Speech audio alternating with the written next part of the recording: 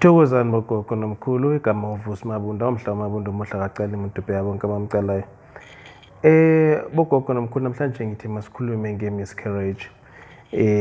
Kuye kwenzeke umuntu azithole asesimeni la bamtshela khona ukuthi waphungelwa isisu mhlambe noma mhlambe emva kokuthi abone ukuthi izinto zakhe azisebenzi, izinto zakhe azihambi kahle.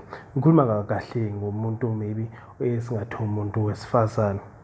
Uma uzithola ukuleso simo leso sokuthi kuthiwa wena waphunyelwa isisu, kungenzeka mhlawumbe kwakuyi-2 weeks or kwakuyiviki, kodwa nje uma kwaba nalesi simo sokuthi ube pregnant, whether bowazi noma bowungazi, uma sowuzithola kuleso simo leso kuye kudingeke ukuthi usukumele into zakho. Sukuma uhambe uyofuna usizo ngoba izinto lezi ezinjengalezo ziyaba ithunzi elimnyama.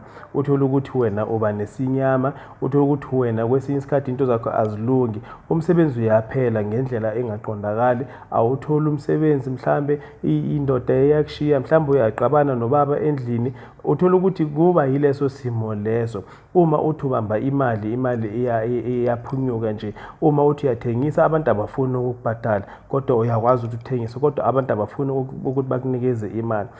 Kuye kubiza ukuthi uwenze lento ebizwa ngeladi, iladi lomntwana. Iladi lomntwana likanje, kulana unema khona umntwana, umpha khona umntwana igama, bese uyamgqokisa umntwana, because lowo mntwana loyo yebo yena waphuma ngaleso sikhathi aphuma ngaso, kodwa uthola ukuthi manje lo muntu uwumuntu, manje lo mntwana uwumuntu uhleli namathongo, so uye okuvalelayo ngoba futhi ujike avalele nabantwana abeza emva kwakhe.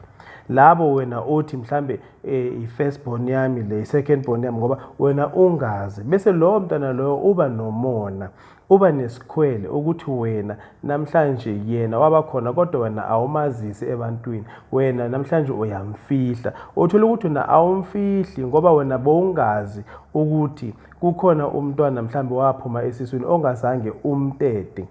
So kuye kubiza ukuthi wenze lento ebizwa ngeladi, ugeze lesinyama, and then bese-ke lo mntwana uyamamukela kahle, umamukele nakulabantwana abeza emva kwakhe. Namhlanje ngifuna ukusho ngithi mina wena sisi wami, izinto zakho zizolunga uma wena ungenza lento engithi uyenze. Thola usizo, hamba uye emntwini okwaziyo ukubona, mhlambe noma ngaba umthandazi noma ngaba inyanga, bakwenzele lento ebizwa ngeladi. Iladi ukuthi ubuyisa umntwana, kunendwangu emhlophe edingekayo lapho, and then kunamaswidi, mhlambe ukudla okumnandi nje okuthandwa ngabantwana. So kubalekile ukuthi ukwenze lokho, and then bese ugcokise umntwana ngoba umntwana wahamba ngagcokanga, umntwana akanagama, abazi namathongo ukuthi bambize ngobani, abazi bambize ngokuthi igama lakhe ungubani. So kubalekile ukuthi umuphe lelo gama lelo ngendlela e-right. Thola usizo wena, wenze ukuthi wenza lento ebizwa ngeladi. Iladi libalulekile kakhulu uma mhlawumbe uye waba ne-miscarriage. Kuyenzeka futhi kwesinye isikhathi uthola ukuthi wena usisi wakho noma mhlawumbe ubhuti wakho wadlula emhlabeni, mhlawumbe esibhedlela, wena senibadala ningaka, into zakho azilungi. Kuthiwa ukuthi umama wakho mhlawumbe naye azange anothise ukuthi uphunyelwa isisu, noma mhlawumbe kwakuleso sikhathi leso ukuthi uyabeletha umntwana abe yi-stillborn, amshiye khona lapho esibhedlela. Uthola ukuthi manje izinto sezibhedela wena namhlanje, azilungi, azikulungeli izinto wena namhlanje, kanti umama wakho waphunyelwa isisu noma mhlambe washiya umntwana esibhedlela. Nawe ungakwenza lokho, wenze lento ebizwa ngeladi. Hamba uyothola usizo ukuze izinto zakho zibe right, ngoba uma kudlule umuntu before wena noma mhlambe wena uye waphunyelwa isisu, then kuye kubiza ukuthi wenze lento le ebizwa ngeladi, uzokwazi ukuthi impilo yakho ibe right, ibuyele esimeni, ngoba uhamba nesinyama, into zakho azilungi namhlanje. Indoda iyakushaya, indoda iyakushiya, indoda ijolokuya le nale, izinto zakho azilungi, awutholi umsebenzi, awutholi abanye abantwana futhi, ngoba naku phela inkinga imile la.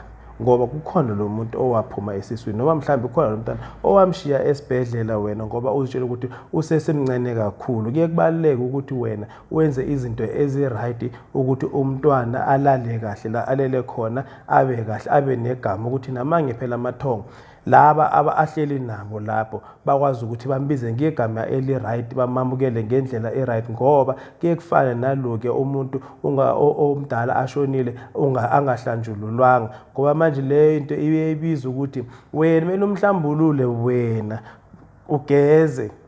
Kulapho kuthiwa khona ugeza ini izidalwa. Uyayibona lento, uzokwazi ukuthi into zakho zilunge.